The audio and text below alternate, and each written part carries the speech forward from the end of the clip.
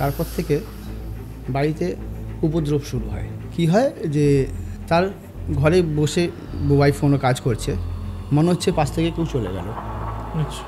অনেক সময় হয়তো কিছু করছে, মনে হচ্ছে তার ঘাড়ের উপরে কোনো নিঃশ্বাস পড়ছে।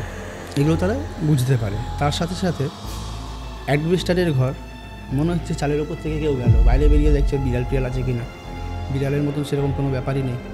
মানে কি বলবো, এখনও গায়ে কাটা দিচ্ছে। আমাকে হঠাৎ করে যেদিন ফোন করে বলেন, আপনি আমার বাড়িতে এসে একবার বাস্তুটা ভিজিট করতে পারবেন, আমার খুব প্রয়োজন। আমি এরকম অনেককেই বলেছি, কেউ আসছে না। এমন কি ব্যাপার যে কেউ আসছে না? হ্যাঁ নিশ্চয়ই যাবো, মানে একটা কিউরিসিটি, কিছু তো একটা আছে।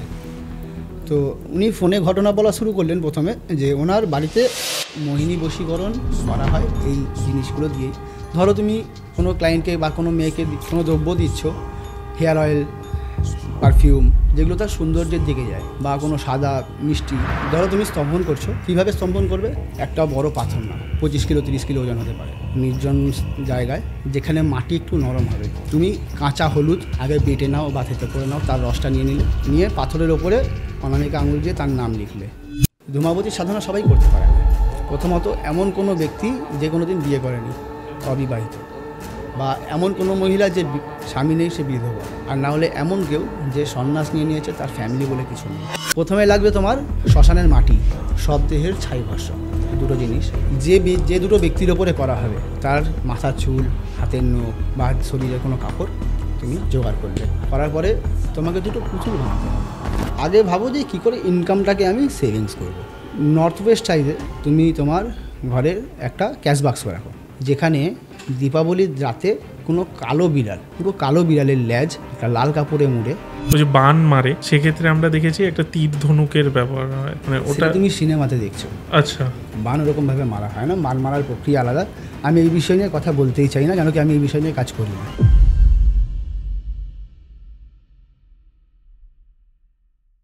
আজকের পডকাস্টে রয়েছে একটি মারাত্মক ভৌতিক ঘটনা, তার সাথে আরও কিছু ইন্টারেস্টিং বিষয়, যেটা আজকে প্রথমবার আপনারা ইউটিএসে জানতে পারবেন। প্রথমত স্তম্ভন যে ক্রিয়াটা, সেটা কিভাবে করা হয়, এটা আমার মনে হয় না এর আগে কেউ বলেছে। তার প্রসেস, বশীকরণের প্রসেস, কীভাবে সাধারণ মানুষও ছোট ছোট বশীকরণ ক্রিয়া করতে পারে, এই সব কিছু আজকের পডকাস্টে আলোচনা হয়েছে। তাছাড়াও মা ধূমাবতীকে নিয়েও আজকের পডকাস্টে একটি বিশেষ আলোচনা হয়েছে। আজকে আমাদের সাথে আছেন শ্রী বিক্রমাদিত্য। তার কাছ থেকেই আজ এই সমস্ত বিষয়ে আমরা জানতে পেরেছি। খুব ইন্টারেস্টিং একটা পডকাস্ট হয়েছে আজকে, আশা করছি আপনাদের খুব ভালো লাগবে। Shri Vikramaditya on UTS.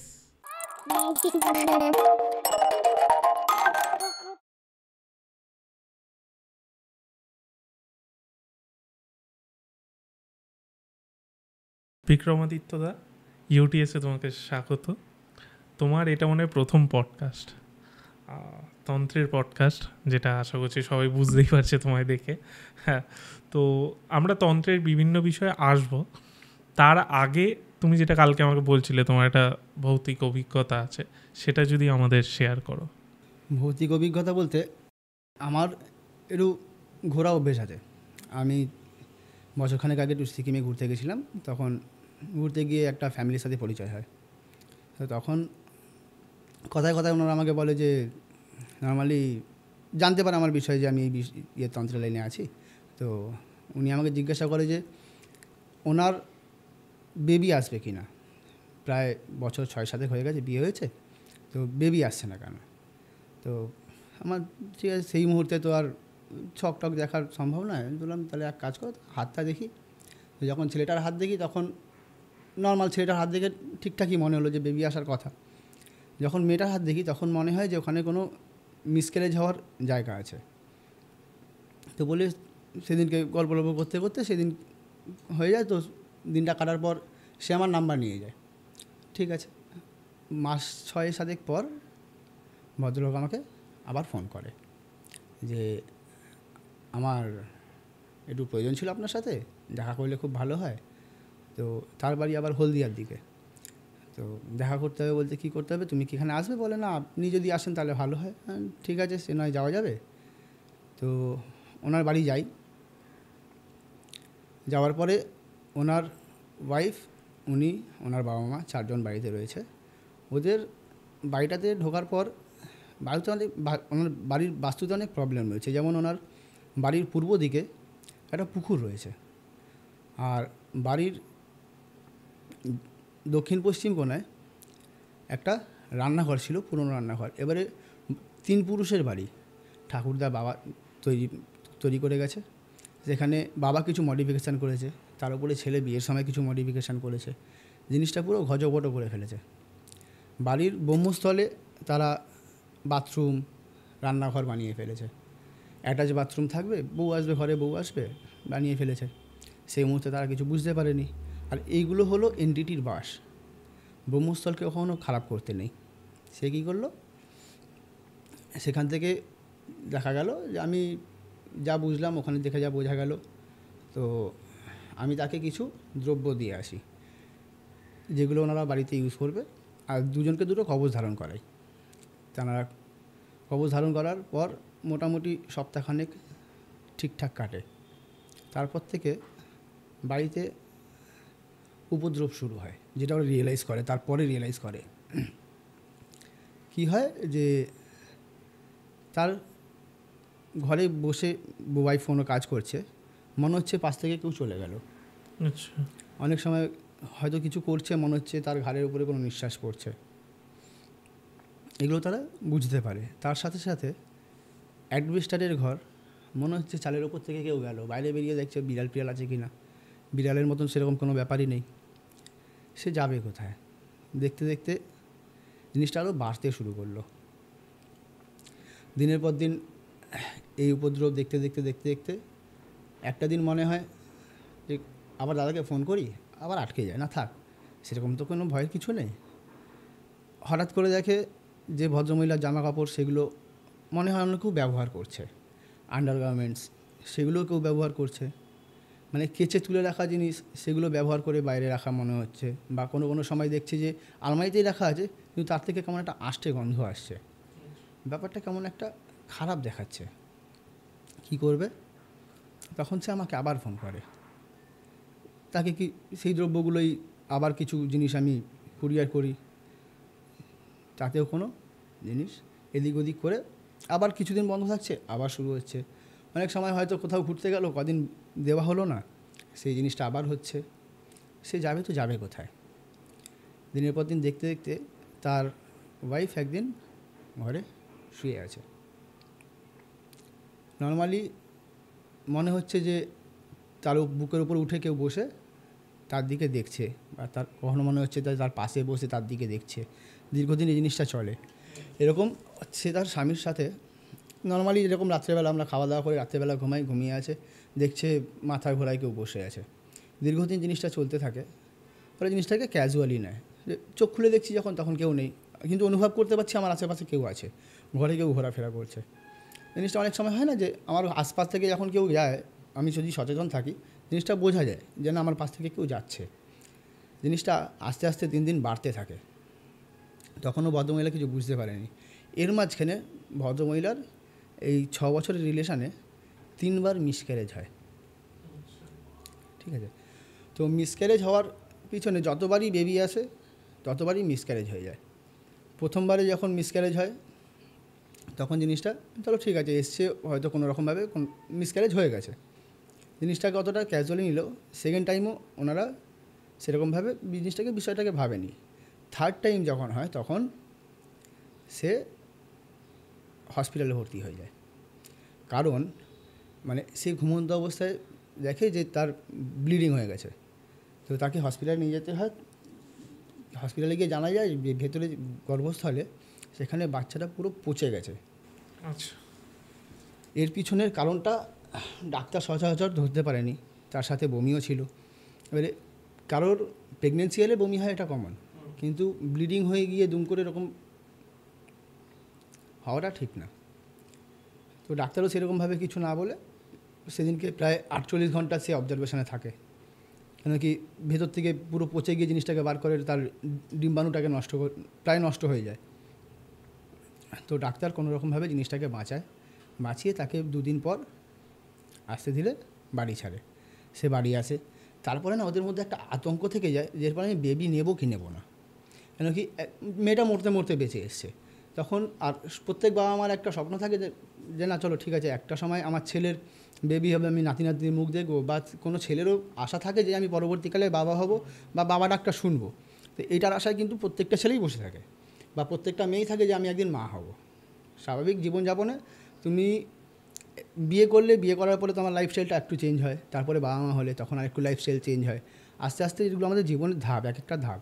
তো সেই জায়গাটায় যখন তার মনে আঘাত লাগছে, সেও একটু ভেঙে পড়ছে, করতে করতে একটা সময় মনে হলো না আর বেবি নেবই না, কেন কি একে অপরের ক্ষতি থেকেও দেখতে পাচ্ছি না। এরকম করতে করতে প্রায় মাস 6 পর তারা দেখে একদিন নর্মালি ঘরে শুয়ে আছে, তো বউটা রিয়েলাইজ করে যে তার পাশে কেউ আছে। যখন সে ঘুরে দেখে, সে তার হাজব্যান্ডের কিছু অস্বাভাবিক ঘটনা বুঝতে পারে, যে তার স্বামী হয়তো কিছু করছে। এবারে তুমি শুয়ে আছো, তোমার পাশে যদি কেউ তোমার হাজব্যান্ডের ওপরে থাকে, তো সহবাস করছে, খোলাখুলি বলতে গেলে সহবাস করছে। তো সে সেই দিনকে চুপচাপ থেকে যায়, সেই দিন কিছু বলে না। পরের দিন যখন স্বামীর সাথে ডিসকাস করে, সে বলে না এরকম তো কোনো ব্যাপার নেই, আমি হয়তো ঘুমের ঘরেই হাত পা নাড়িয়েছি বা কিছু। সেদিনকেও সেই জিনিসটাকে ছেড়ে দেয়। কিন্তু ওর মানে মেয়েদের ঘরে কি আর নর্মালি স্বামী উঠে গেল, ঠিক আছে বেডশিটটা চেঞ্জ করি বা কিছু, তখন স্পামের কিছু দেখতে পায় যে বিছানায় স্পাম পড়ে আছে।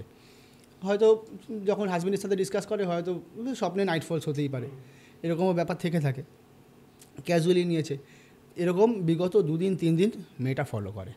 হওয়ার পর সে কী করে, সে তার হাজব্যান্ডের ফোন থেকে আমাকে ফোন করে যে দাদা আমি এরকম ব্যাপার দেখতে পাচ্ছি, তো আমি এখন কি করব। এরকম দ্রব্যগুলো বাড়িতে দেওয়া হচ্ছে, বলছে না সেগুলো তো ঠিকমতো দেওয়া হচ্ছে না, বা আমার ঘরে রেখেছিলাম, এই মুহূর্তে আমি খুঁজে পাচ্ছি না।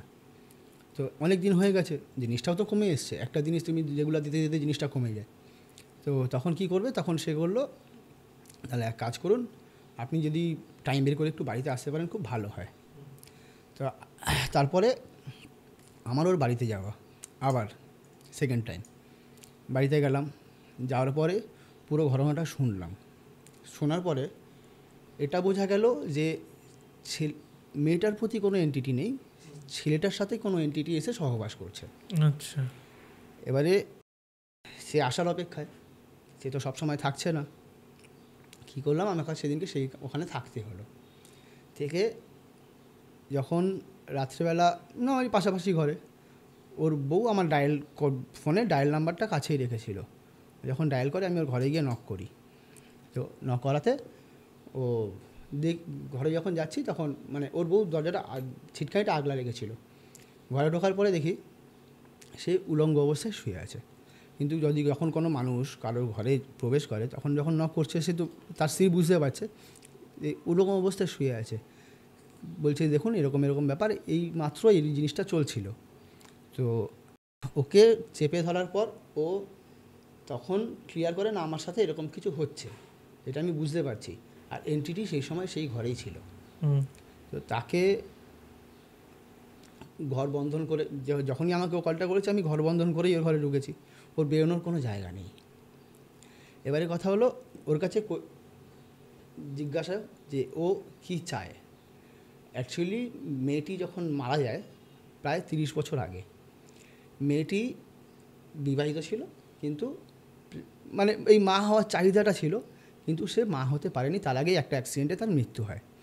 এবারে কি হয়েছে, ওদের বাড়িতে পুকুর পাড়ে যখন ও চান করতে যেত, তখন ওর একটা আঁশগন্ধ, মানে অনেক সময় দেখবে শারীরিক রিলেশনের পরে গিয়ে ফ্রেশ হতে যায়, তো ঘরের সামনেই যখন পুকুর আছে তো নর্মালি গিয়ে স্নান করে একেবারে ফ্রেশ হয়ে আসি, সেই সময় আঁশের গন্ধটা পায়। সেই জন্য সে তার হাজব্যান্ডের কাছে চলে আসে। এই জিনিসটার জন্য আমাকে ওখানে সেদিন রাত্রিরে থেকে কাজ করতে হয়।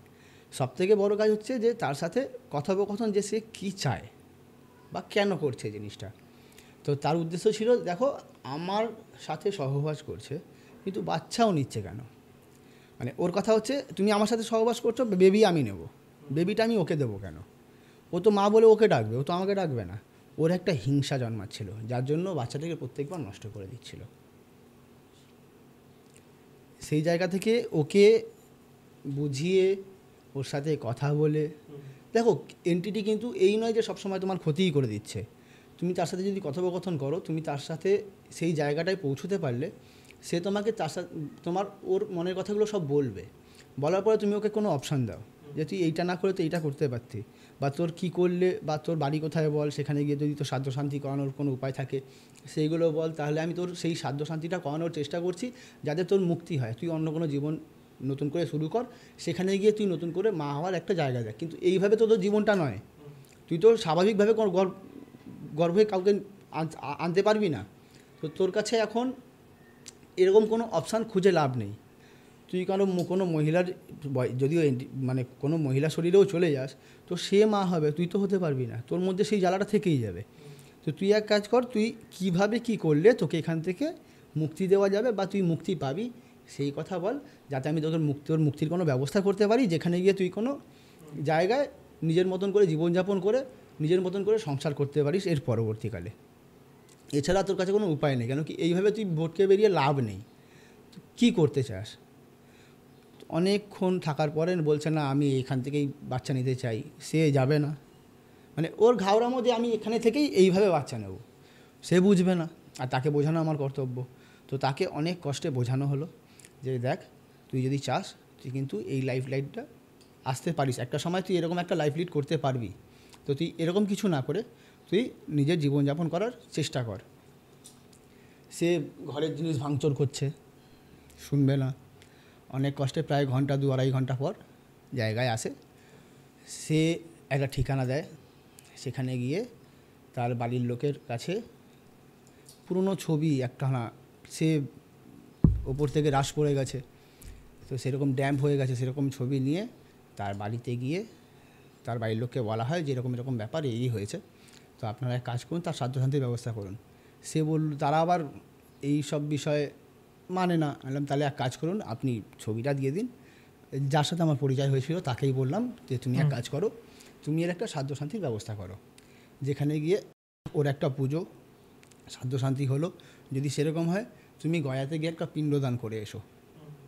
আর তোমার বাড়ির যা পজিশান এই মুহূর্তে, তো তুমি এখানে থাকলে তোমার বেবি আসার চান্স 99.99% নেই। আচ্ছা।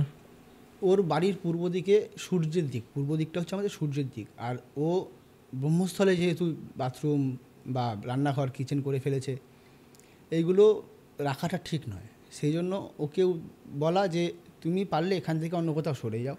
এই বাস্তু রেমেডি করতে করতে যে খরচাটা হবে, একটা বাস্তুকে নতুন করে তৈরি করা, সব কিছু ভেঙে নতুন করে বাড়ি তৈরি করা, তার থেকে ভালো তুমি অন্য কোথাও গিয়ে নিজের মতন করে একটা জায়গা তৈরি করো, বা তুমি অন্য কোনো জায়গা কেন, জায়গাটা বিক্রি করে দাও।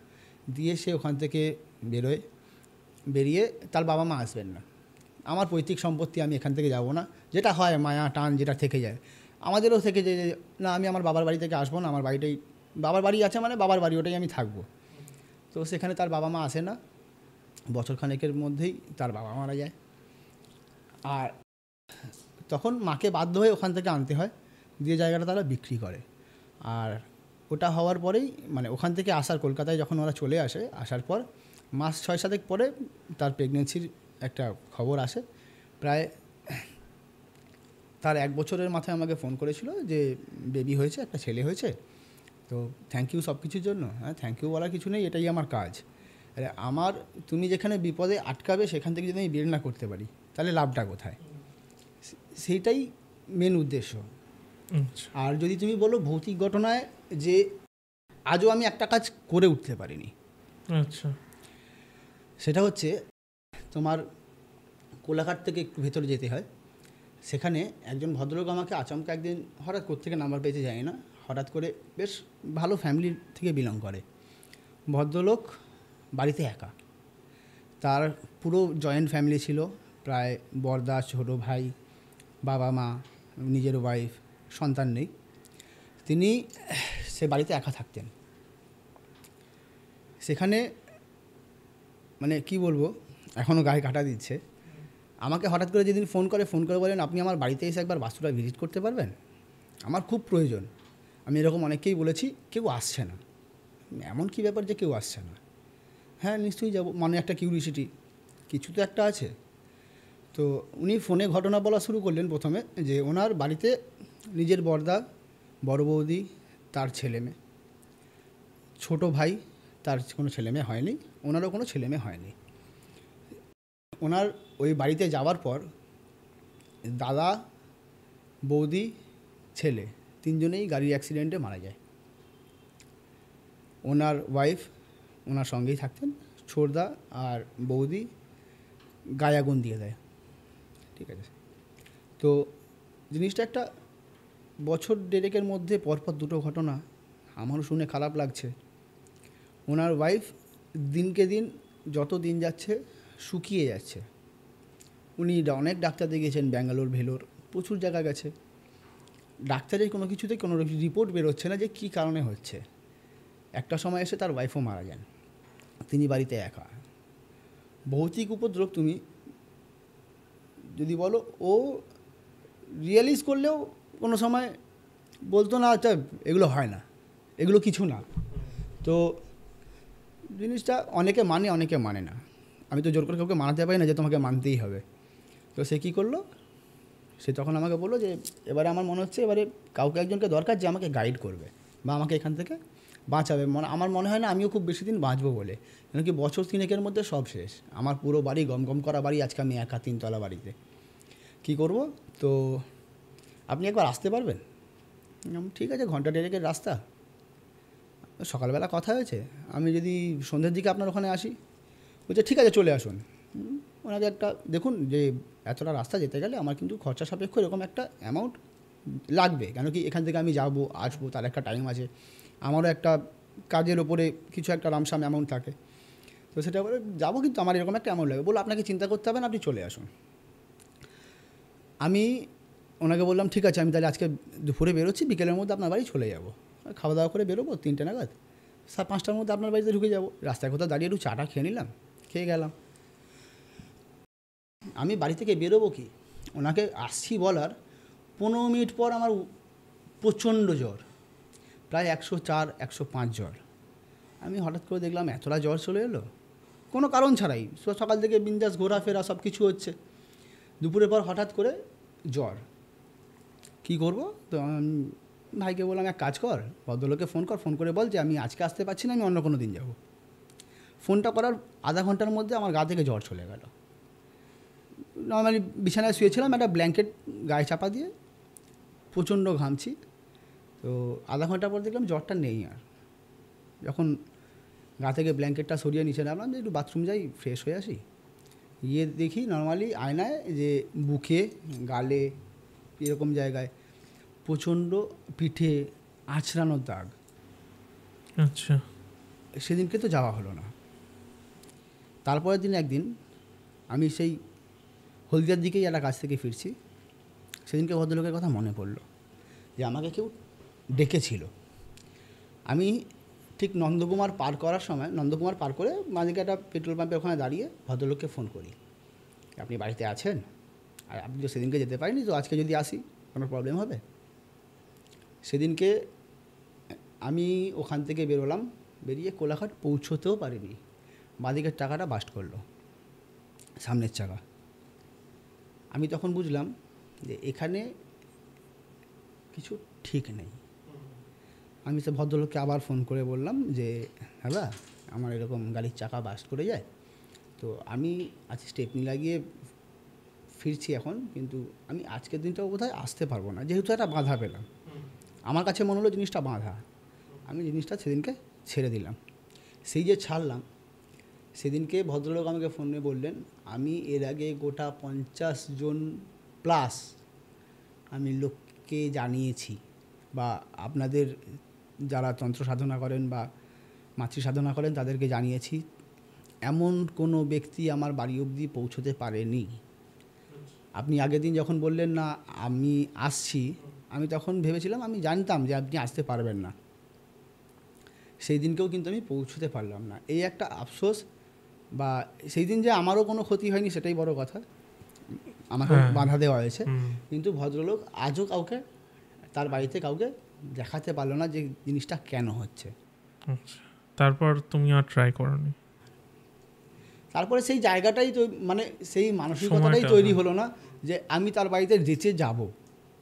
হয়তো অ্যামাউন্টটা দরকার নেই, কিন্তু জিনিসটার সাথে কি ঘটছে, কেন ঘটছে, এই জিনিসটা বোঝার জন্য যাব, বা কিউরিসিটিটা, সেই জায়গাটা একটা খারাপ জায়গায় এসে দাঁড়ালো না। এবারে যদি যাই, আবার যদি কোনো একটা ইনসিডেন্ট ঘটে, সেই জন্য জিনিসটাকে আমি সেই মুহূর্তে আস্তে আস্তে চলো ঠিক আছে ক্যাজুয়ালি নিয়ে ছেড়ে দিলাম। সেই কেসটা আমার আজও হ্যান্ডেল করা হয়নি। মানে কেউ যে অনুভব করে বাই ফোনে কথা বলে কার সাথে কথা বলছে, কোথায় কথা বলছে, যে এই জিনিসটাকে নেওয়ার মতন ক্ষমতা রাখে, তার কতটা ক্যাপাবিলিটি সেদিন বোঝা গেছে। দেখো, ছোটোখাটো জিনিসের সাথে খেলে নেওয়া আর কোনো বড় জিনিসের সাথে খেলা, দুটোর মধ্যে পার্থক্য আছে। তুমি জিনিসটাকে কখনোই তোমার হাতের মুঠোয় করে রেখে দেবো, সেই জিনিসটা কিন্তু সম্ভব হয় না।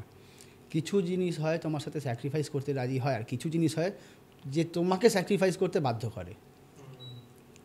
সবসময় সব জিনিস নিয়ে নাড়াখাটা করতে গিয়ে কোনো সময় রিটার্নও হয়। সেই জন্য কোনো একটা সময় মনে হলো না, এটাকে ছেড়ে দেওয়াই উচিত। সে তো আরও অনেকের সাথে কন্ট্যাক্ট করেছে, তারাও তো কিছু করতে পারেনি। এটা এই নয় যে আমি পৌঁছে গেলেও হয়তো আমি কিছু করতে পারতাম বা আমার ওপরে কোনো রকম কোনো খারাপ কিছু হতো না। আমি তো গেলে আমার মতন বন্ধন করে যেতাম, কিন্তু বাই রোডে বা আমার সেদিনকেও মাথায় ছিল না যে আমি যখন নিজেকে বন্ধন করে নিয়ে যাই বা কিছু, আমি জানি তার বাড়িতে ঢোকার আগে নিজেকে বন্ধন করে নেবো, ব্যাস ওইটুকুনি। কিন্তু সেদিন যে ইনসিডেন্টটা ঘটে যাবে সেটা বুঝতে পারিনি।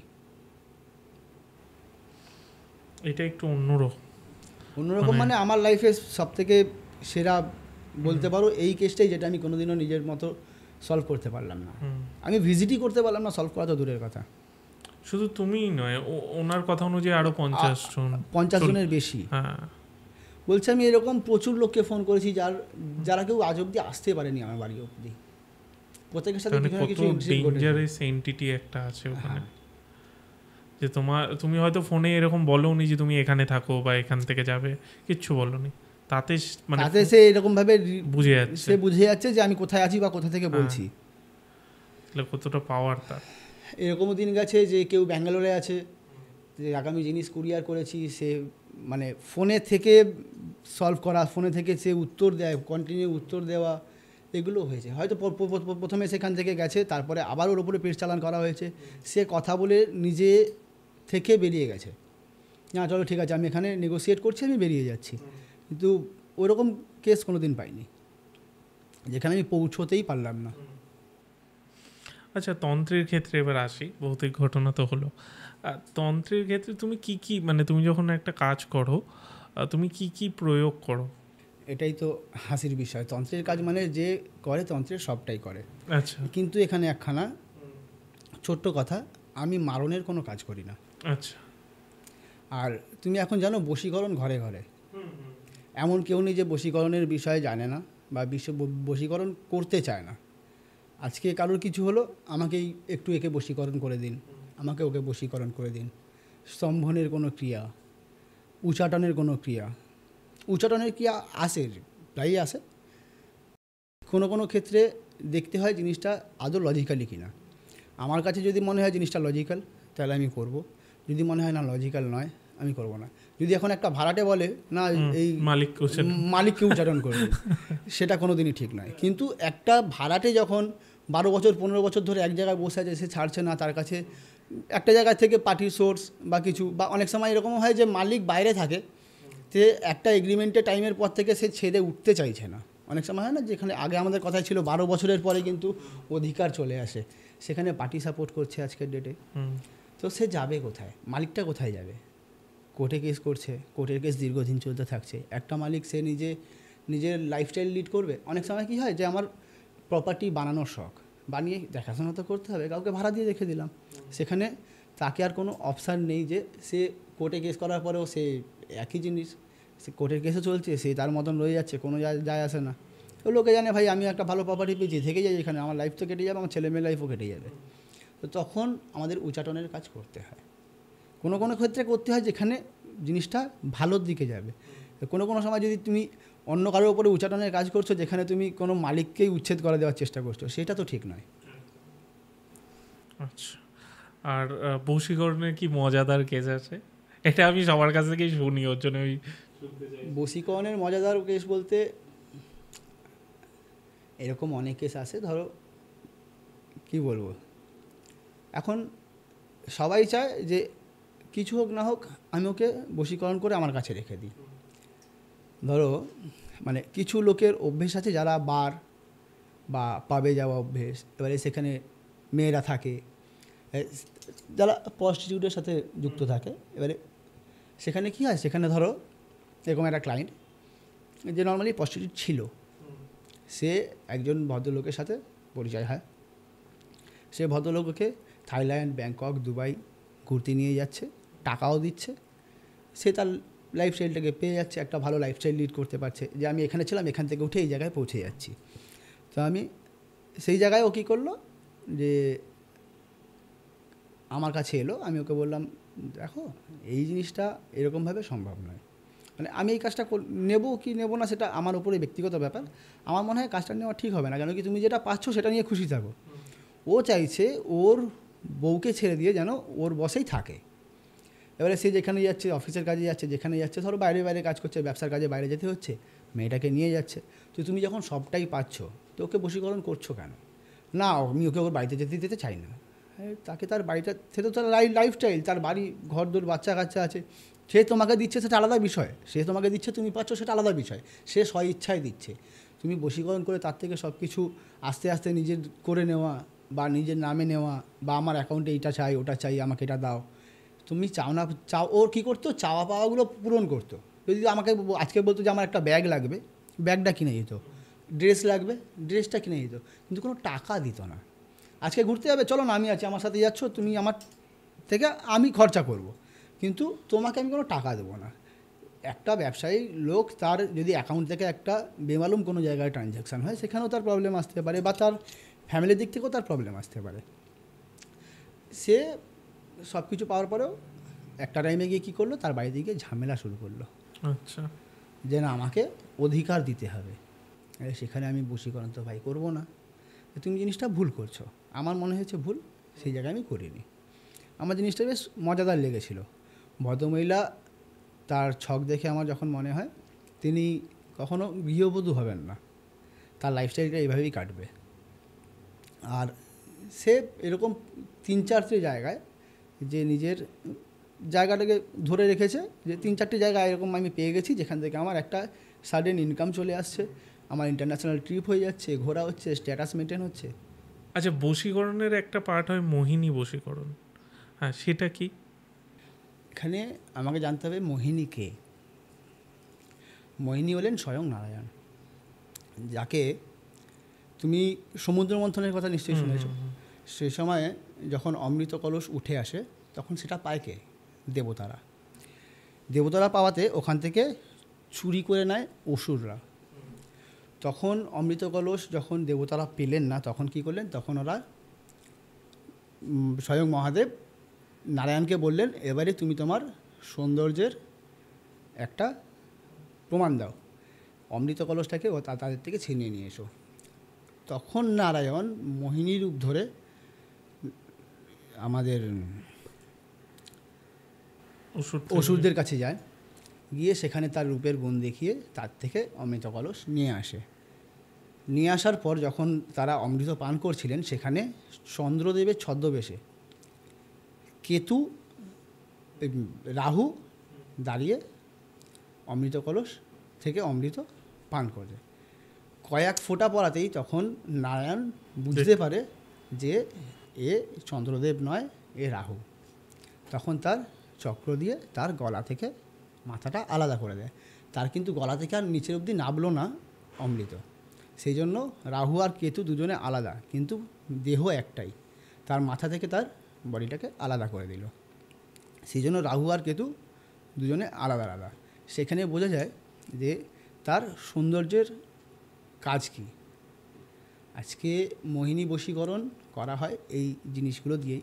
ধরো তুমি কোনো ক্লায়েন্টকে বা কোনো মেয়েকে কোনো দ্রব্য দিচ্ছ, হেয়ার অয়েল, পারফিউম, যেগুলো তার সৌন্দর্যের দিকে যায়, কাজল বা ময়ূরের পালক বা কোনো সাদা মিষ্টি, যেটা আপনি দেখবেন মিষ্টির দোকানে দাঁড়ালে আমাদের সবার আগে কোনো সাদা মিষ্টির দিকেই চোখ পড়ে, এই মিষ্টিটা হয়তো খেতে ভালো হবে। সাদা মিষ্টি এইসব দিয়ে দ্রব্য দিয়ে তাদেরকে কাজ করা হয়। আচ্ছা, মানে এটার মানে ধরো মোহিনী বশীকরণ সব জায়গায় অ্যাপ্লাই করা যায় না। আচ্ছা, ওটাই বলছি প্রয়োগটা। তুমি নর্মালি বশীকরণের যে প্রক্রিয়াগুলো হয়, এছাড়াও আরও অনেক প্রক্রিয়া আছে যেগুলো তুমি বশীকরণের প্রক্রিয়া করলে যখন কাজ করছে না, লাস্ট স্টেজ বশীকরণে, তখন গিয়ে আমি মোহিনী বশীকরণকে কাজে লাগাই। এর 45 দিনের একখানা শিডিউল থাকে। আচ্ছা, ধরো তুমি আমার সাথে যখন যেদিন দেখা করলে, তোমার তো সম্ভব নয় যে, বা কোনো ক্লায়েন্টের সম্ভব নয় যে 45 দিন ধরে আমার কাছে এসে সে ওই জিনিসটাকে কন্টিনিউ করবে। আমাকে প্রত্যেক দিন সেই তার নামে, সেই ব্যক্তির নামে আহুতি করতে হয়। আমাকে আরও অনেক প্রসেস থাকে যেগুলো বলা যায় না, সেগুলো আমাকে করতে হয় 45 দিন ধরে। সেটা প্রথম দিন ক্লায়েন্ট এলো, জায়গায় এসে তার হোম বা তার জন্য যা যা দেওয়ার সেগুলো আমি তাকে দিয়ে দিলাম। তাকে কিছু মন্ত্র দিয়ে দিলাম যেগুলো তিনি প্রত্যেক দিন সকালবেলা উঠে বাসি মুখে সেই মন্ত্র জপ করলেন। তারপরে বিকেলবেলা ফ্রেশ হয়ে হাত পা মুখ ধুয়ে অফিস থেকে ফিরুক বা ঘরেই, সে যদি ঘরেই থাকে, তাকে একটা টাইমের পরে বিকেলেও কিন্তু সেই মন্ত্রটা দিনে 2 বার পাঠ করতে হয়। তাতে জিনিসটা এফেক্টিভ হয়। আমি এখান থেকে কিছু কাজ করছি, যারা এই মন্ত্রটা পাঠ করার পর তারা কিছু রিয়াকশান পাচ্ছে। আচ্ছা আচ্ছা, এরকম টাইপের হয় বশীকরণটা। সেটা লাস্ট স্টেজে গিয়ে করতে হয়, কারণ কি দুম করে সবার আগে অ্যাপ্লাই করা ঠিক আছে। তুমি প্রথমেই যদি কোনো ডাক্তারের কাছে যাও, সে তোমাকে প্রথমেই হাই ডোজ দেবে না, সে তোমাকে দেবে সবসময় একটা লো ডোজ, যেখানে গিয়ে তুমি একটা রিলিফ পাওয়ার চিন্তাভাবনা থাকবে, বা চিন্তাভাবনা থাকার থেকে বড় কথা রিলিফ পায় মানুষ। সেই স্টেজে গিয়ে যদি আমি রিলিফ পেয়ে যাই, তাহলে আমি বড় কাজটা করতে যাবোই বা কেন? সেটাও তো একটা খরচা সাপেক্ষ হয়। এক্স্যাক্টলি। আচ্ছা, দশমহাবিদ্যার প্রয়োগ তো হয়, মানে এই ব্ল্যাক ম্যাজিক বা যে কোনো ব্ল্যাক ম্যাজিক, আমরা ব্ল্যাক বলছি, অনেক ক্ষেত্রে সেটা ম্যাক্সিমাম তান্ত্রিক পজিটিভ বিষয় করে এই বিষয়গুলো দিয়ে। আমাকে জানতে হবে দশমহাবিদ্যা। অনেকে জানে দশমহাবিদ্যা কী জিনিস। হ্যাঁ, না আমি তাতে যাচ্ছি না। আমি যদি বলি দশমহাবিদ্যার 10 জন যে দেবী, তাদের কোন প্রয়োগে ইউজ করা হয় বা ব্যবহার করা হয়? যেমন কালী বা দক্ষিণা কালীকে শনির কাজে ব্যবহার করা হয়। তারাকে শনির কোন কাজে একটু এক্সপ্লেন করো। শনির কোন কাজে বলতে, এখন যদি তুমি বলো যে এখন কারো সাড়ে সাথী লেগেছে, তার থেকে কিছুটা হলেও রেহাই পায়। আচ্ছা, সাড়ে সাথী তোমার লাইফ থেকে চলে যাবে না, সেটা তোমার কাছে 7.5 বছর থাকবে। 2.5 বছর 2.5 বছর 2.5 বছর 3 বারে তোমার সাড়ে সাথী থাকে। সাড়ে সাথী তোমার জীবন থেকে যাবে না, তার কিছু কুপ্রভাব তোমাকে কাটাতে পারে, সেখান থেকে নিস্তার পাওয়া যায়। সাড়ে সাথী কাটিয়ে দেওয়া যায়, সাড়ে সাথী তোমার জীবন থেকে চলে যাবে, সেটা জীবনে হবে না। সেটাকে তুমি তোমার গ্রহটাকে সরিয়ে দিতে পারো না। তুমি নিজে সরে যাবে তাও ভালো, কিন্তু গ্রহ সরবে না, গ্রহ নিজের জায়গাতেই থাকে। সেখানে সেই সাড়ে সাথীর কিছু কুপ্রভাব যেগুলোকে কন্ট্রোল করা যায়, সেটাকে কন্ট্রোল করে দক্ষিণাকালী। শনিতে, বৃহস্পতিতে গেলে তারা, এরকমভাবে ছিন্নমস্তাতে রাহু, ধূমাবতী কেতু, তোমার কমলাত্মিকা চন্দ্র, পরপর এরকমভাবেই হয়ে আসছে। একজন আমাদের লগ্ন সহ 9টা গ্রহকে কন্ট্রোল করে এই দশমহাবিদ্যা 10 দেবী। ক্লিয়ার? এবার যদি আমি মানে এটারই একটু এক্সটেন্ডেড যাচ্ছি, সেটা হচ্ছে যে এই যে ধরো বশীকরণ করা হচ্ছে বা ধরো উচ্চাটন করা হচ্ছে, এটা কি এক একটা দেবীর স্পেসিফিক কোনো প্রয়োগ আছে? হ্যাঁ, সেটা যদি বলো। এবারে সেটা দেখো, আমি তোমাকে এখানে মন্ত্র তো বলতে পারবো না, মন্ত্র বলছি না, মানে কোন দেবীর মানে কোন প্রয়োগ করা হয়, কোন দেবী। যেমন ধরো, কি বলবো তোমাকে আমি, মানে আমি বলছি না যে ইয়েগুলো বলতে, সেগুলো তো তন্ত্রের বিষয় বলতে পারবে না, কিন্তু যেটুকু বলা যায় আর কি বেসিক।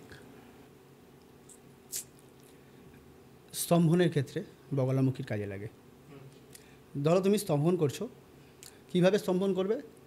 একটা বড় পাথর না, যেটা 25 কিলো 30 কিলো ওজন হতে পারে, নির্জন জায়গায় যেখানে মাটি একটু নরম হবে, তুমি কাঁচা হলুদ আগে বেটে নাও বা থেতো করে নাও, তার রসটা নিয়ে পাথরের ওপরে অনামিকা আঙুল দিয়ে তার নাম লিখলে, নামটা লেখা হলো। পাথরটাকে মানে যেখানে নামটা লিখলে তার উপরে হাত দিয়ে একটা বগলার মন্ত্র আছে, সেই মন্ত্রটা পাঠ করে তুমি পাথরটাকে উল্টো করে ধরলে, যাতে তুমি ফেললে লেখাটা মাটির তলায় চাপা পড়ে যায়, মানে পাথরের তলায় থাকে যাতে চাপা পড়ে থাকে, এমন জায়গায় যেখানে কেউ জিনিসটাকে সরাবে না। তুমি কী করলে সেই নরম মাটির মধ্যে মাথার উপর তুলে খুব জোরে একটা প্রেশার দিলে, যেখানে গিয়ে পাথরটা অর্ধেকটা ঢুকে গেল বা ওখান থেকে কেউ তুলে নিয়ে যাবে না, এরকম একটা পজিশনে পৌঁছে গেল। তুমি সেটা করে দেখো, স্তম্ভন ক্রিয়ায় কাজে লাগে। আচ্ছা, এরকমভাবে কাজ হয়। আচ্ছা, মানে ওটা আমি জাস্ট মানে খুব লেম্যান টাইপের কোয়েশ্চেন করছি যে যদি কেউ পাথরটা সরিয়ে দেয় তাহলে কি ওই ক্রিয়াটা নষ্ট হয়ে যাবে? সেই মুহূর্তে কাজটা নষ্ট হয়ে যাওয়ার সম্ভাবনা থাকে। এবারে ধরো তুমি কাপড় হয়তো পাথরটাকে তুলে দেওয়ার পরে হয়তো মাটির প্রলেপটা ওর উপরে চাপা পড়েই রইল, সেই ক্ষেত্রে কিন্তু এটা থেকে যাবে। আর হয়তো কী হয়, এরকম করে ঘুরিয়ে রাখলাম কিন্তু সেই জিনিসটা চাপাই রয়ে গেল, অনেক সময় জিনিসটা ওপেন চলে এলো না, সেই জন্য জিনিসটা থেকে যায়। এই নয় যে জিনিসটা নষ্টই হয়ে যায়। আর আমি আর একটা জিনিস জিজ্ঞেস করি যে ওই যে বান মারে, সেক্ষেত্রে আমরা দেখেছি একটা তীর ধনুকের ব্যবহার হয়, মানে ওটা তুমি সিনেমাতে দেখছো। আচ্ছা, বান ওরকমভাবে মারা হয় না, বান মারার প্রক্রিয়া আলাদা। আমি এই বিষয় নিয়ে কথা বলতেই চাই না, কেন কি আমি এই বিষয় নিয়ে কাজ করি না। আমি মারণ আমার ঠিক আমার গুরুদেবেরও পারমিশন নেই যে আমি মারণের কাজ করব। আর আমারও পার্সোনালি আমারও কোনো মতামত, আমি আগেও বলেছি তোমাকে, যে আমি কোনো খারাপ কাজ হলে, যেখানে কোনো কারোর ক্ষতি করতে হচ্ছে, সেই কাজে আমি হাত দেব না। না, আমি 1 টাকা দাও, 1 কোটি টাকা দাও, আমি জাস্ট জিজ্ঞেস করছিলাম যে তুমি জানো কিনা ওটাই। জানবো না কেন, জানি, কিন্তু এটা বলা উচিত না, বলাটা কোনোদিনই উচিত না, কারণ এটার প্রক্রিয়া যদি কেউ করে ফেলে না, সেটা আরো খারাপের দিকেই যাবে। না তাহলে দরকার নেই, আমি তো ওই বিষয়টা জানি না, আমি জাস্ট যেহেতু এটা সম্মানের ব্যাপারটা বললে ওর জন্য আমি ওটা জিজ্ঞেস করলাম। আমি কোনোদিন করবো না, আর মাথাতেও আনি না আমি যেটাকে আমার এরকম কিছু করতে হবে বলে কিছু। যে বলে দেয় তাকে মুখের উপরে বলে দিই না আমি এরকম কোনো কাজ করবো না। আচ্ছা আচ্ছা, আমি একটু দেবী ধূমাবতী নিয়ে একটা প্রশ্ন করি। ধূমাবতীর সাধনা অনেকেই বলে অনেক কঠিন, সেটা কি সত্যি? হ্যাঁ, সত্যিই তাই। ধূমাবতীর সাধনা সবাই করতে পারে না। প্রথমত এমন কোনো ব্যক্তি যে কোনো দিন বিয়ে করেনি, অবিবাহিত, বা এমন কোনো মহিলা যার স্বামী নেই, সে বিধবা, আর না হলে এমন কেউ যে সন্ন্যাস নিয়ে নিয়েছে, তার ফ্যামিলি বলে কিছু নেই। এইরকম কিছু মানুষজন যারা ধূমাবতীর কাজ করতে পারে বা ধূমাবতীর সাধনা করতে পারে। ধূমাবতী এমনই একজন দেবতা যিনি হলেন নারায়ণের 10টা অবতার আমরা জানি, তার মধ্যে মৎস্য অবতার তার ধরা হয়। তো এখন যদি আমি মনে করি যে আমি করব, আমি করতে পারবো না, কারণ আমার ফ্যামিলি আছে, আমাকে সন্ন্যাস নিতে হবে, ফ্যামিলি ছেড়ে দূরে চলে যেতে হবে। তা এর পুজো কোথায় কোথায় হয়? এর পুজো, ধূমাবতীর পুজো হয় শ্মশান, আর কোনো নির্জন জঙ্গলের মাঝখানে যেখানে কেউ ডিস্টার্ব করার থাকে না, সেখানে গিয়ে পুজো করে। বেনারসে একটা মন্দির আছে যেখানে পুজো করেন, কিন্তু যারা পুজো করেন তারা কিন্তু কেউ বিবাহিত নয়, তারা অবিবাহিত। বা শ্মশানে যারা করে তারা কিছু অঘরী আছে যারা সারা জীবন ওখানেই পড়ে রয়েছে, তারা মায়ের সেবা দিয়ে যাচ্ছে, মায়ের মূর্তি আছে, সেবা দিতে হয়, দিয়ে যাচ্ছে, সেই জন্য মায়ের পুজো হয়। তুমি ওয়েস্ট বেঙ্গলে কেন, আমাদের ভারতবর্ষের খুব কম জায়গায় মা ধূমাবতীর মন্দির স্থাপিত দেখতে পাবে, খুব কম জায়গায়। কেন কি সবার সেই সামর্থ্য নেই যে তাকে পুজো দেওয়ার মতন। আমরা, তুমি জানো কিনা জানি না, মা ধূমাবতী যখন খিদে পেয়েছিল সে মহাদেবকে গিলে নিয়েছিল, সেখানে তার একটা ভুল। আর মা ধূমাবতী এমন একজন দেবতা যে তার মানে তাকে যে সিদ্ধ করতে চাইছে, সে যদি তার দর্শন বা তাকে সিদ্ধিলাভ দিতে চায়, সে এমন একজন দেবতা যে তোমাকে তুমি যা চাইছো তার থেকে অনেক কিছু বেশি কিছু দিতে পারে। আমরা যে জিনিসটা দেখছি, আমরা বাইরে বেরিয়ে গাড়ি ঘোড়া এই সেই দেখতে পাচ্ছি, কিন্তু তুমি তাছাড়া মানে যে সিদ্ধি হয় সে তাছাড়াও অনেক বড় কিছু পায়, যেটা আমরা কল্পনাও করতে পারি না। এমনকি যে সাধক সিদ্ধি লাভের জন্য করছে সেও সেই জিনিসটা আইডিয়া করতে পারে না যে মা তাকে এত কিছু দিতে পারে। প্রচণ্ড পাওয়ার থাকে। অ্যাকচুয়ালি দেখতে গেলে 10টা দেবীর যারা সিদ্ধ করতে পারেন তারাই কিছু না কিছু পায়, আলাদাই প্রাপ্তি, সেগুলো আলাদাই প্রাপ্তি। সে বিষয় নিয়ে সে মানুষকে দেখলে বলে দেবে সে কি চাইছে, কেন করছে, কি জন্য করছে। এই জিনিসটা সবার মধ্যে আসে না।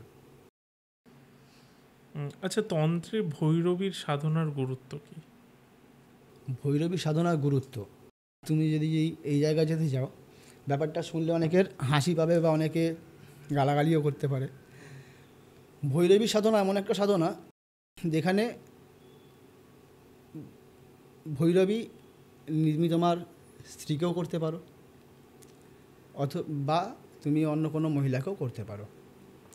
এবারে যদি তোমার ভৈরবী তোমার স্ত্রী হয়, সে নিজের ঘর সামলাবে নাকি তোমার সাথে তোমার সাধনায় সে ধ্যান দেবে? আর সাধনা করার আগে এটুকুনি মাথায় রাখতে হবে, তাকে কিন্তু দীক্ষিত হতে হবে।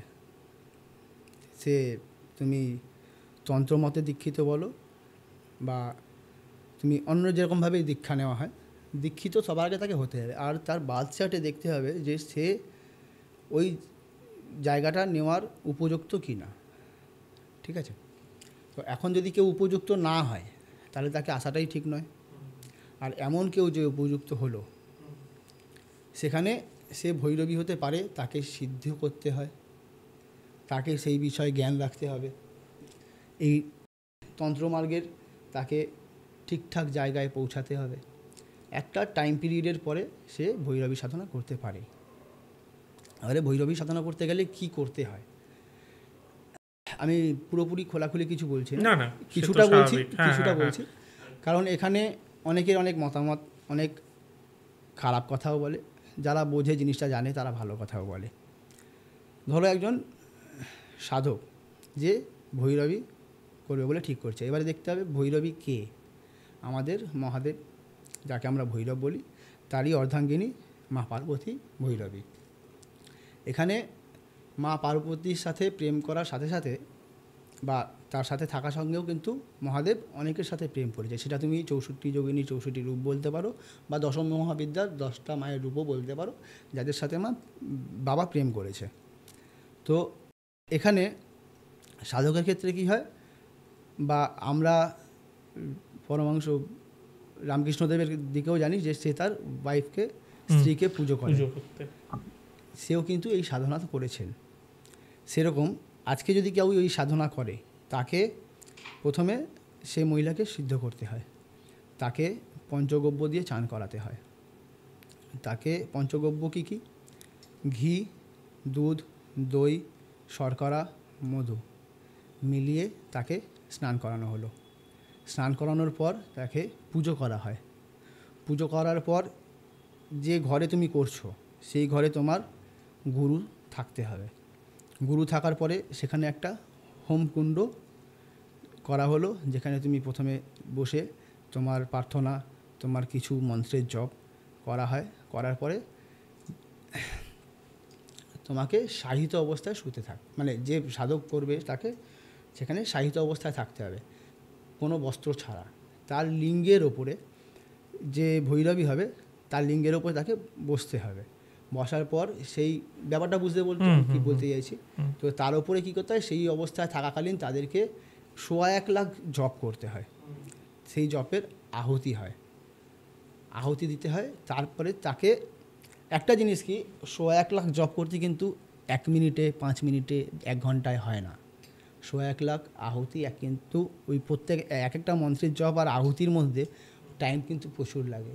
সেই টাইমটায় একটা সাধকের নিজের স্পামকে আটকে রাখা বা সেটাকে বাইরের দিকে বেরোতে না দিয়ে ঊর্ধ্বগামী করে নিজের ব্রহ্মতালুতে অবধি নিয়ে আসা, এই জিনিসটাই হচ্ছে আসল খেলা, যেখানে তুমি নিজেকে কন্ট্রোল করে তোমার দেহের 7টা চক্রের ওপর দিয়ে তুমি নিজের ব্রহ্মতালুতে তোমার স্পামকে নিয়ে আসছো, যেখানে বীর্যস্খলন হচ্ছে না, যেখানে বীর্য ঊর্ধ্বগামী মুখ নিয়ে তোমার মাথায় এসে ঠেকছে, তখন গিয়ে তুমি সিদ্ধি লাভ করবে, যেটা 99.99% সাধকরা পারে না। এটাকে চেষ্টা করতে গেলে যে জিনিসটা হয়, যে তুমি কোনো মেয়ের সাথে, তখন লোকে বলে যে তুমি তো ভণ্ডামি করছো, তুমি এটা নিয়ে কোনো মেয়ের সাথে ছেলে খেলা করছো। আদৌ দুজনের কারো স্পাম রিলিজ করা যাবে না। সেই জায়গায় তোমার মেন্টালিটি, সেই মেডিটেশান তোমাকে আনতে হবে, তারপরে গিয়ে তুমি কোনো সিদ্ধি লাভ করতে পারবে। যে সিদ্ধি লাভ করে নেবে সে তোমার মুখের দিকে তাকিয়ে, দূর থেকে তোমার মুখের দিকে তাকিয়ে তোমার বিষয় বলে দেবে, তোমার পায়ের দিকে তাকিয়ে তোমাকে বশ করে নিতে পারার ক্ষমতা রাখতে পারে। তার কাছে এই ক্ষমতাগুলো আসে যে তোমার পায়ের দিকে তাকিয়ে তোমাকে বশ করে রেখে দিতে পারে। আচ্ছা, অত্যন্তই কঠিন, কারণ ওটা ওই সময়টা মানে কতটা মেডিটেশন মানে অ্যাক্টিভ থাকতে হবে তাকে, তার জন্য মেডিটেশন, তার জন্য প্রস্তুতি, দিনের পর দিন সেই মেডিটেশনের জায়গা তৈরি করতে হয়। কারণ ওটা তো একটা আরাম পাওয়ার কিছু নয়, কারণ পুরোটাই লোকে যেটা ভাবে সেটা সম্পূর্ণ ভুল। কিছু মানুষের মানসিকতা এতটাই খারাপ জায়গায় পৌঁছে যায়, মানে আজকের ডেটে কিন্তু সহবাস বা লোকের বউকে নিয়ে যে জিনিসটা করা হয়, মানে আজকে কিছু কিছু ক্ষেত্রে দেখবে যে অনেক জায়গায় তুমি শুনতে হবে হয়তো এর বউকে নিয়ে পালিয়ে গেছে, এর বউয়ের সাথে রিলেশনে আছে, এ বিয়ের পরে অন্য কোনো মেয়ের সাথে রিলেশনে আছে, যা এ বিয়ের পরে অন্য কোনো পুরুষের সাথে রিলেশনে আছে, এগুলো হতেই থাকে। এইগুলো নিয়ে তুমি যতটা বেশি এগোবে ততটা খারাপ। তুমি যদি মনে করো যে তুমি সিদ্ধি লাভ করবে, তোমাকে সেই পর্যায়ে পৌঁছাতে হবে, তোমাকে সেই মেডিটেশন নিয়ে থাকতে হবে। না আমি আজকে কিছু করব না, আজকে আমার দিনে সারাদিন সকাল থেকে যে টাইমটা আমি ফ্রি পাচ্ছি সেই টাইমটা আমি মেডিটেশনে দেবো। এটার একটা দীর্ঘ সময় লাগে, 5-6 বছর তুমি আগে নিজে কন্ট্রোলে রাখো, তারপরে গিয়ে তুমি আস্তে আস্তে এই যে স্টেপগুলোতে এগোতে পারবে। তার আগে তুমি কখনোই পারবে না। খুবই কঠিন না, আমি শুনেই বলছি যে ওটা বিদ্যা মানে অর্জন করা সম্ভব, কিন্তু প্রত্যেকটার মাঝখানে এমন এমন বাধা এসে দাঁড়ায় যেটা তোমাকে এগোতে সক্ষম করবে না। তুমি সেই উপযুক্ত কিনা তার পরীক্ষা তোমাকে প্রত্যেক পদে পদে দিতে হবে। অনেকটাই কঠিন সেটা। আমি এর পরের একটা প্রশ্নে যাই, সেটা হট করে মাথায় এলো, এটা পুরোটাই তোমার ওপর, তুমি যদি না বলতে চাও অবভিয়াসলি, কারণ তন্ত্রের বিষয়। তুমি যেটা স্তম্ভনের ক্ষেত্রে বললে সেটাকে উচ্চাটনের ক্ষেত্রেও বলতে পারবে যে কীভাবে হয় ক্ষেত্রে? তাহলে তোমাকে একটা ট্রিক দিয়ে দিই যে এরকম কিছু করা যায়। প্রথমে লাগবে তোমার শ্মশানের মাটি, আচ্ছা, সব দেহের ছাই ভস্য, দুটো জিনিস। যে দুটো ব্যক্তির ওপরে করা হবে তার মাথার চুল, হাতের নখ বা শরীরের কোনো কাপড় তুমি জোগাড় করলে, করার পরে তোমাকে দুটো পুতুল বানাতে হবে। ওই মাটিগুলোকেই দিয়ে তুমি পুতুল বানালে, পুতুল বানানোর পর দুটো পুতুল হলো, দুটো পুতুলের ওপরে তার চুল, নখ বা তুমি যেটা দিচ্ছ দুদিকে দিলে, তার মাঝখানে দুটো জিনিস লাগে, সেটা হচ্ছে ইঁদুরের মল আর বিড়ালের মল। আচ্ছা, দুজন শত্রু, দুজন একে অপরের শত্রু। বিড়াল কখনো ইঁদুরকে সহ্য করতে পারে না, ওই মলগুলো ওর মধ্যে প্রয়োজন হয়। দেওয়ার পর তুমি দুটোর পুতুল বানালে, দুটোর মধ্যে কাপড় দিলে, কাপড় দেওয়ার পরে এরকম পিঠোপিঠি দুটো পুতুলকে চেপকাবে, যাদের শরীরের মধ্যে কিন্তু তুমি হৃদয়ের ওপরে ওই কাপড়ের টুকরো, চুল বা নখ হৃদয়ের মধ্যে গেঁথে রাখলে, যার নামের পিঠোপিঠি দিলে। দেওয়ার পর অ্যান্টি ক্লকওয়াইজ নীল বা কালো কাপড় র্যাপ করো, র্যাপ করে এমন কোনো জায়গায় রাখো যেটা দিনের পর দিন শোকাবে। শ্মশানে হলে খুব ভালো হয়, যেমন কোনো গাছের কোঠর, কোনো গাছ রয়েছে পুরনো গাছ, পাখি বাসা করে, পাখির বাসা নেই, গাছের কোঠরের মধ্যে ঢুকিয়ে রেখে দাও। দিনে দিনে যত শোকাবে তত বেশি আস্তে আস্তে বিচ্ছেদ হবে। আচ্ছা আচ্ছা, তারপর তো মন্ত্র, ওগুলো তো আলাদা ব্যাপার, ওগুলো তো আর, হ্যাঁ বুঝতে পেরেছি। আচ্ছা দেখো, সবটা যদি আমি আজকে এখানে ক্লোজ মানে সবার সামনে বলে দিই, জিনিসটা কী হবে, জিনিসটা সবাই ভালো জায়গা থেকে খারাপ একটা ব্যবহার করবে, আর এটা নিয়ে প্রচুর কন্ট্রোভার্সিও হবে। ওর জন্য মানে আমি জাস্ট ওটা ইন্টারেস্ট জানি, মানে ইন্টারেস্ট লাগলো বলে এটা জিজ্ঞেস করলাম, বাট আমি আর জিজ্ঞেস করবো না। ঠিক মানে বলা, ওই মন্ত্রটা বলা কোনোদিনই ঠিক নয় যেটা দিয়ে এটা প্রয়োগ করা হয়, কিন্তু জিনিসটা যদি কেউ জানতে পারে না, তার একটা খারাপ ব্যবহারের জায়গায় চলে যাবে। তুমি জানো কলিযুগে কিন্তু তন্ত্রের প্রচুর কাজ হয়, কিন্তু এর মন্ত্রগুলো ক্লোজ করাটা ঠিক না, মানে আমি সবাইকে জানানোটা ঠিক নয়।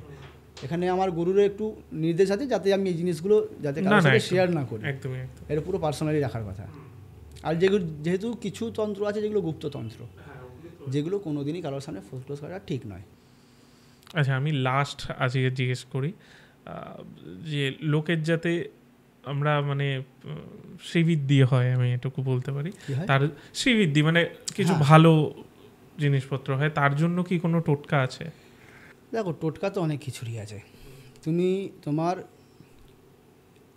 আগে ভাবো যে কী করে ইনকামটাকে আমি সেভিংস করব।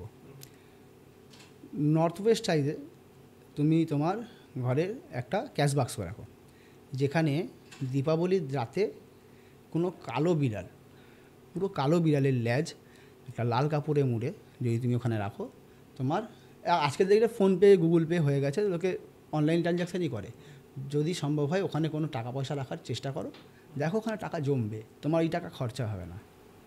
আচ্ছা, কালো বিড়ালের লেজ লেজ কিন্তু দীপাবলির রাতেই দিতে হবে। এরকম অনেক ছোট ছোট ট্রিক আছে। যেমন আর একটা তোমাকে বলি, যেটা বশীকরণের কাজে লাগে, ডালিম গাছ, ডালিম গাছের ডাল দিয়ে বশীকরণ করা হয়, বশীকরণের প্রক্রিয়া হয়। সেটা তুমি প্রথমে একটা পান পাতার মধ্যে কুমকুম আর কেশর, মধু 3টে দিয়ে একটা লিকুইড তৈরি করলে যেখান দিয়ে তুমি লিখতে পারবে।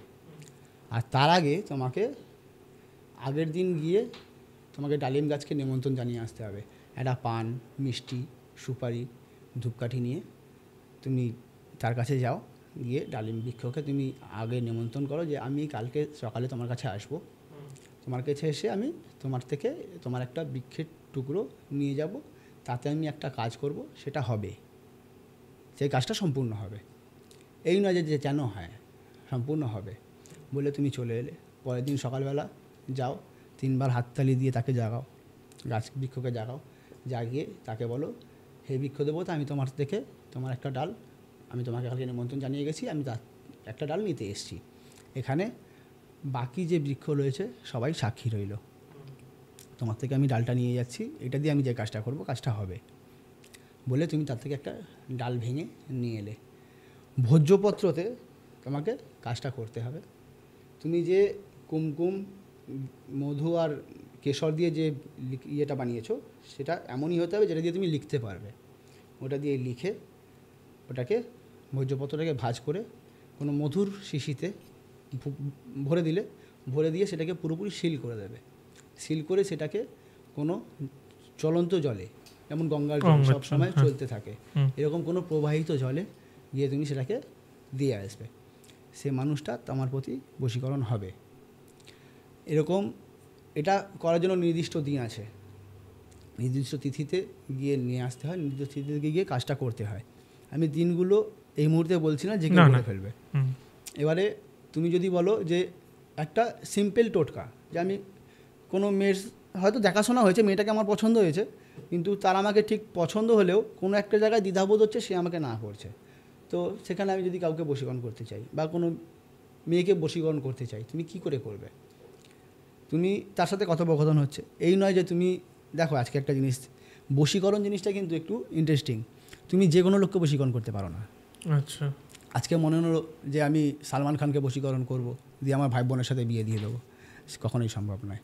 যাকে তুমি চেনো, তুমি আমাকে চেনো, আমি তোমাকে চিনি, আমাদের মধ্যে কথোপকথন হচ্ছে, আমি তোমার উপরে বশীকরণ করতে পারবো। কিন্তু আমি যাকে চিনি না, জানি না, রাম শ্যামকে আমি কিন্তু, বা যে কাউকে আমি কিন্তু বশীকরণ করতে পারি না। সেখানে যদি তোমার কোনো মেয়ের সাথে পরিচিতি থাকে, বা তোমার স্কুল ফ্রেন্ড বা এরকম কেউ, যে তোমার তাকে বশীকরণ করতে হবে, কি করে করবে? একটা মাটির সরা নাও, ঠিক আছে, তার মধ্যে শনিবার সকালবেলা ফার্স্ট ঘুম থেকে উঠলে পায়ের তোড়া নিয়ে আসবে একজোড়া, পায়ের তোড়াটাকে ওর মধ্যে রাখবে, তার মধ্যে বাথরুম করবে।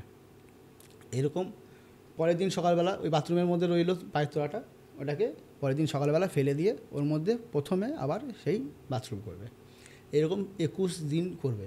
21 দিনের পরে 22 দিন হবে না, 21 দিন করার পর 22 দিনের দিন সকালবেলা তুমি ওটাকে মূত্রটাকে ফেলে দিয়ে ঘুটের ছাই হয়, ঘুটের ছাই দিয়ে মেজে পরিষ্কার করে নাও, তার উপরে একটা কালার চেঞ্জের জায়গা আসবে, ঘুটের ছাই দিয়ে মেছে পরিষ্কার করো। করার পরে তুমি ওই জিনিসটাকে যে মেয়েকে গিফট করবে, সে যদি পায়ে পরে, সে বশীভূত হবে। তুমি ছোটো ছোটো জিনিস, ধরো তোমার এমন কোনো শত্রু, তুমি চাও যে তার কোনো শরীর খারাপ করুক, কি করবে? তুমি হাতির কানের যে ময়লা হয়, হাতির কানের ময়লা নিয়ে এসে কোনো খাবারের সাথে তাকে খাইয়ে দাও, তার ঘুম হবে না 7 দিন, ঘুমাতে পারবে না। বশীভূত করার জন্য প্যাঁচার মল দিয়ে কাউকে বশীভূত করো, যে সারা জীবন তোমার হয়ে থাকবে, তোমার কথা শুনে চলবে। এরকম তুমি কোনো বাচ্চাকে যদি কোন নজর থেকে আমাদের কি বাচ্চা হলেই বা কারো বাড়িতে বাচ্চা এসে আতুরটা কাটার পরেই তাকে একটা কিছু দেওয়া হয় যাতে তার খারাপ নজর না লাগে। লোকে এসে আচ্ছা তোর ছেলে হয়েছে, বাহ খুব ভালো হয়েছে বলে এই যে নজরটা লাগা, এই নজরটা না লাগে তার জন্য তুমি হাতির মল নিয়ে এসে কোনো তাবিজে ভরে কোনো মোম দিয়ে সিল করে দাও, সিল করে তুমি বাচ্চাটাকে ধারণ করাও, বাচ্চাটার কোনো সময় কোন নজর লাগবে না। এর জন্য মন্ত্র লাগবে না? না। আচ্ছা, এগুলো ছোট্ট ছোট্ট ট্রিক যেগুলো মানুষের খুব কাজে আসবে, উপকার হবে। দেখো, মানুষের উপকার করতে কখনো পিছু পাওয়া ঠিক না। তাতে তুমি তার কাছ থেকে পরবর্তীকালে এই নয় যে আমি তার থেকে রিটার্ন পাবো, রিটার্নের আশা কোনো দিন করতে নেই। তুমি যাকে ধার দেবে সেটা ভেবে নেবে যে তুমি ধার দিচ্ছ, যে আমি ওটাকে রিটার্ন পাবো না, তুমি এই ভেবেই ধার দাও। আর না হলে মঙ্গলবার দিন কাউকে ধার দেবে না, সে টাকা তোমার কোনো দিন ফিরবে কি না কোনো গ্যারান্টি নেই। মানে সে নিয়ে যে পরবর্তীকালে হ্যাঁ দিচ্ছি দেবো করতে করতে হয়তো 500 টাকা পাবে, 100 টাকা হাতে ধরালো, 400 টাকা হয়তো পরবর্তীকালে আর দিলই না। ভাই আমার সময়টা খুব খারাপ, বুঝতেই পারছিস, 400 টাকা তুই ছেড়ে দে, নিস না, বা আমি এই মুহূর্তে আর দিতে পারছি না, এটাকে আর কিছু মনে করিস না, ছেড়ে দে। এই নয় যে তুমি সব কিছু ফেরত পাবে। খুব ইন্টারেস্টিং চেষ্টা, খুবই ইন্টারেস্টিং। আর তন্ত্রে ইউজ হয় এমন কোনো জিনিস নেই যেটা আমাদের আশেপাশে নেই। তন্ত্রের প্রচুর জিনিস ইউজ হয়। সবার আগে যদি কারোর বাড়িতে আমি যেতে পারছি না বা তার বাড়িতে কোনো এন্টিটি আছে কি না সেটা জানার জন্য সবার আগে কাজ করতে হয় লেবু। দেখবে অনেক জায়গায় লেবু একটা জলের গ্লাসের ওপরে লেবু বসিয়ে রেখে দেয়, অনেক দোকানেও দেখা যায় যে অনেকে লেবু জলের ওপরে রেখে দেয়। তার ভালো খারাপ বোঝায়, সময় ভালো খারাপ বোঝা যায় লেবু থেকে। কীভাবে? হ্যাঁ, কীভাবে? লেবু যদি ওপরে ভাসে তাহলে ভাববে ঠিক আছে, যদি ডুবে যায় তাহলে নিশ্চয়ই খারাপ কিছু আছে। তুমি যদি লেবু, মানে লেবুটাকে কি ওরকম গোল করে কাটতে হবে না? কাটবে না, তাহলে গোটা লেবুটাকে একটা গ্লাসে জল ভরলে ঘরে ওর মধ্যে রেখে দাও। তুমি এখানেও দেখতে পারো কোনো সময় যদি মনে হয় একটা কাঁচের গ্লাসের মধ্যে জলটা ভরলে ভরার পরে একটা ফ্রেশ লেবু নিয়ে আসবে, নিয়ে এসে লেবুটাকে রেখে দেবে, লেবুটা দেখবে উপরে ভাসছে। যদি এখানে কোনো খারাপ এন্টিটি হয় লেবুটা ভাসবে না, লেবুটা ডুবে যাবে। ঠিক আছে, নর্মালি তুমি যদি তোমার আশেপাশে যদি মনে হয় যে ঘরে কোনো খারাপ এন্টিটি আছে, তুমি প্রত্যেকটা ঘরে একটা করে ফ্রেশ লেবু রেখে দাও। লেবুটা দেখবে যদি কোনো খারাপ এন্টিটি তোমার বাড়িতে থাকে, পরে তিনি দেখবে লেবুটা নষ্ট হয়ে গেছে, খারাপ হয়ে যাচ্ছে, তার গায়ে দাগ মানে ছোপ ছোপ ছোপ ছোপ দাগে ভর্তি হয়ে যাচ্ছে, লেবু পচে যাচ্ছে, তখন ভাববে তোমার ঘরে খারাপ এন্টিটি কিছু আছে। এগুলো রিয়েলি হয়। আর তন্ত্রে কাজ করা হয় সাদা সর্ষে, কালো তিল, এগুলো লোকের ঘরেই থাকে, লোকের কাছে হাতের সামনে আছে, যেগুলো তন্ত্রে ইউজ করা হয়। অনেকে জানে, অনেকে জানে না। এমন কিছু গাছ আছে যেগুলো হয়তো আমি অনেক গাছের নাম জানি না, যেগুলো দিয়ে তন্ত্রের কাজ হয়। বা আমি যে এগুলো জানি, যেগুলো আমি তোমাকে বলি তুমি বলবে এগুলো কী গাছ, আমি কোনোদিন দেখিনি বা শুনিনি। যেমন অনেক সময় পাখি দেখতে পেলে আমরা বলি না এরকম এই পাখিটা আজকে আমি প্রথমবার দেখলাম, এরকম পাখি কোনোদিন দেখিনি। সেরকম গাছও এরকম কোনো গাছ আছে যে গাছের শেকড় কাজে লাগে, গাছের ছাল কাজে লাগে, যেগুলো লোকে লোকে জানেই না কী জিনিস। এরকম তন্ত্রে প্রচুর জিনিস আছে যেগুলো আমাদের চোখের সামনে থাকতেও আমরা যাই না। আচ্ছা, আর এই জিনিসগুলো পাওয়া যায় কত? ওই তন্ত্র সামগ্রীর যে দোকানগুলো হয় ওই দোকানে? তন্ত্র সামগ্রী এগুলো দেখো, কিছু জিনিস হয় যেগুলো তুমি কালেক্ট করার সামর্থ্যের মধ্যে হয়, কিছু জিনিস হয় যে তোমাকে নিজেকে জঙ্গলে গিয়ে ভটকে বেড়াতে হবে। যদি তুমি পাতা চেনো বা তুমি সেই গাছটা চেনো, গাছটাকে চিনতে গেলে পাতা চিনতে হবে, তাকে খুঁজে বের করা খুব ডিফিকাল্ট। হাতির যেটা বললে, হাতির মলটা নয় পাওয়া যায়, হাতির কানের ময়লা একটা বললে, ওটা কিভাবে পাবে মানুষ? লোকে প্যাঁচার মল কি করে পাবে? হ্যাঁ, সেটাও। প্যাঁচার ডানা কি করে পাবে? আজকে শিয়ালকে নিয়ে কাজ হয়, শিয়ালের পুরো বডিতে কাজ হয়। তুমি একটা শিয়াল যদি আজকে মনে হয় যে আমি একটা শিয়াল খুঁজে বের করবো, তুমি খুঁজে তো বের করে নেবে, তাকে ধরবে কী করে, তাকে মারবে কী করে? শিয়ালের মাথা দিয়ে কাজ হয়, শিয়ালের চামড়া দিয়ে কাজ হয়, শিয়ালের ব্লাড লাগে, শিয়ালের পা লাগে। আমাদের তন্ত্রে এরকম অনেক কিছু আছে। আগে যেটা আমরা শুনতাম সবথেকে বেশি কালো বিড়ালের প্রচুর কাজ হয়, সেরকম শিয়ালেও কাজ হয়। যে যেরকমভাবে প্রয়োগ করে অভ্যস্ত, যে যেইভাবে যেই কাজগুলো দিয়ে করে। বাঁশ গাছের কচি বাঁশ, মানে বাঁশ যখন শীষ ওঠে, ওই গাছের শীষ থেকে যে একদম কচি বাঁশ, ওই বাঁশে কাজ হয়। অনেক কিছুতে কাজ হয় যেগুলো আমরা অনেকে এটা আমি রেখে কী করবো, ফেলে দিই, কিন্তু ওটা যে এত বড় কাজের জিনিস অনেকে জানেই না। শেষটা খুব ইন্টারেস্টিংভাবে শেষ হলো। আশা করছি দর্শকদেরও খুব ভালো লাগলো। আমরা হয়তো আবার অন্য কোনো পডকাস্টে বসবো, আর এই জায়গা থেকেই শুরু করবো। যেই জায়গা থেকে শেষ করলাম, খুব ইন্টারেস্টিং জায়গা। এখান থেকে এরপরে আমার কাছে বা আমার লাইফে হওয়া এরকম আরও অনেক ঘটনা আছে যেগুলো বলার মতন, কিন্তু দেখো একটা জিনিসে কি, সবার সময়টা সবাই এই যে আজকে একটা আড্ডা হলো, সেখানে একটা সময় দিতে পারলাম, বা এর পরবর্তীকালে যেদিন সময় হবে সেদিনকে বাদ বাকিটা বলবো, কিন্তু একদিনে সবটা বলে দেওয়াটা সম্ভব নয়। কারোর লাইফের কারোর ঘটনা বলতে বলতে এমন একটা সময় আছে যেখানে শেষ করতে পারবে না, কিছু না কিছু বেরিয়েই থাকে।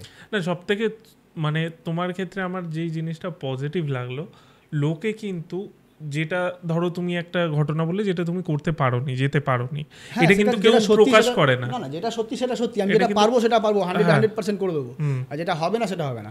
আজকে তন্ত্র আমি যে কাজটা করছি সেটা আমি 100,000% বলবো যে কাজটা হবে, আর কাজটা আমি করেই দেখাবো, এটা হয়। আজকে বশীকরণে বলো, বা তুমি মোহিনী বশীকরণ বলো, বা ইচ অ্যান্ড এভরিথিং যে কাজগুলো করা হয়, আমি যে কাজটা ধরবো সেটা করেই ছাড়বো, এটা আমার মেন্টালিটি যে আমি করেই ছাড়বো। আর যেটা পারবো না সেটা আমি বলে দেবো যে আমি এটা পারছি না, সেটা আগে স্যালেন্ডার করে দেওয়া উচিত। ওটাই, এটা কিন্তু সহজে কেউ বলে না, কোনো তান্ত্রিক বলে না যে লুকিয়ে যায়। আজকে তোমার থেকে আমি দুটো জিনিস, তোমার মেন্টাল, দেখো এখানে একটা জিনিস কী হয়, আমি তোমার বাড়িতে কাজ করার পরে তোমার একটা মেন্টাল স্যাটিসফ্যাকশান, যে আমি কাজটা করেছি, আমি হাত থেকে নিস্তার পাবো, একটা সার্টেন টাইমের পরে আমি রিলিফ হবো, সেই জায়গাটা তো হচ্ছে না। তোমার মাথায় একটা জিনিস হচ্ছে আমি করে দেবো, কিন্তু একটা সময় পরে গিয়ে দেখছো তুমি জিনিসটা হচ্ছে না, সেখানে তোমার মনে একটা কিউরিয়াসিটি জাগবে, কেন হলো না, আজকে যাকে নিয়ে এলাম সে কি আমার সাথে বিশ্বাসঘাতকতা করলো, বা তার সেই হাইটা, সেটা নেওয়ার মতন অভিজ্ঞতা আমাদের নেই, আর সেটা নিতেও চাই না কোনো দিন। যেইটুকুনি কাজ করব সঠিক কাজ করব, না হলে করব না, তাতে তুমি ভালো ভাবলে ভালো, যদি তুমি খারাপ ভাবো তাহলে খারাপ। থ্যাংক ইউ, তুমি এলে, আবার আমরা বসবো আশা করছি আগামী দিনে। Thank you.